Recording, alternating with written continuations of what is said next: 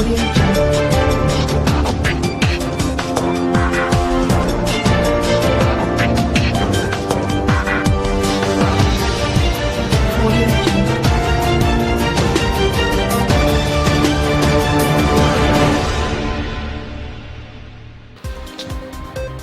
عالم دین مذہبی scholar professor حافظ عبدالستار حامد کے صاحبزادے پروفیسر حافظ حامد الرحمان کو اسکیل 18 میں بطور اسسٹنٹ پروفیسر ترقی دے دی گئی۔ پروفیسر حافظ حامد الرحمان کو بطور اسسٹنٹ پروفیسر ترقی ملنے اور government Maulana Zafar Ali Khan post graduate college Wazirabad میں شعبہ اسلامیات کے ہیڈ تعینات ہونے پر principal professor doctor Muhammad Asif Hazarvi,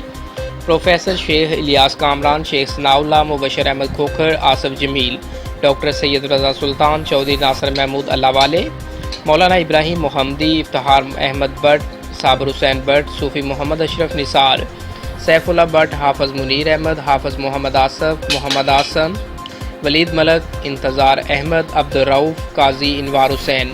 میاں ریاض، عبدالقدوس بٹ، ظہیر گل، حکیم الامت نسیم کاشف محمود خان، میاں اعجاز احمد، محمد نعیم اشرف نثار،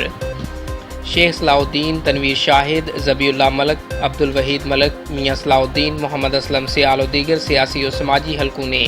اس امید کا اظہار کیا ہے کہ پروفیسر حامد الرحمان جس لگن اور جذبے سے نوجوان نسل میں علم کی شمع کو روشن رکھے ہوئے ہیں، اس جذبے لگن کو پروان چڑھاتے رہیں گے اور اپنے والد محترم پروفیسر حافظ عبدالرحمان حامد کے علمی سفر کو رواں دواں رکھیں گے۔